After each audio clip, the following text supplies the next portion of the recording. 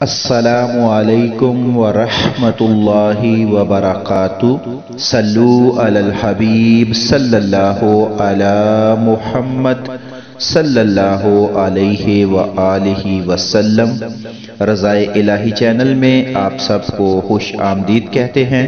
اللہ عز و جل سے دعا ہے کہ اللہ عز و جل آپ سب پر اپنا خاص کرم فرمائے، دونوں جہانوں کی بلائیاں عطا فرمائے، خوشیاں عطا فرمائے، ہر دکھ اور تکلیف سے محفوظ رکھے۔ اللہ عز و جل بے اولادوں کو نیک اور صالح اولاد عطا فرمائے۔ اللہ عز و جل بے روزگاروں کو اپنی بارگاہ اقدس سے رزق حلال کمانے اور کھانے کی توفیق عطا فرمائے۔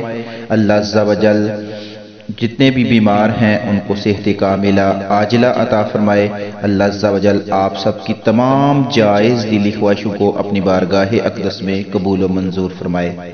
سنہری الفاظ کا ویڈیو نمبر 2۔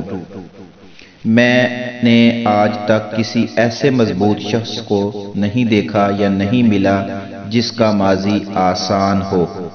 تو سونا بننے کے لیے آگ سے تو گزرنا پڑتا ہے، اس لیے اچھا مستقبل اسی شخص کا ہوگا جس نے ماضی میں تکالیف برداشت کی ہوں گی، ایک اچھے طریقے سے زندگی گزاری ہوگی۔ فائدہ تو فائدہ، لوگ لاشعوری طور پر اپنے نقصان کے لیے بڑی محنت کر رہے ہوتے ہیں۔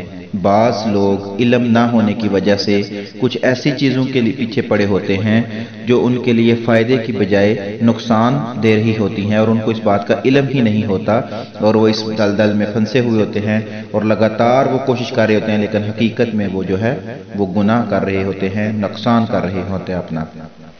بڑا انسان وہ ہے جس کی محفل میں کوئی خود کو چھوٹا نہ سمجھے۔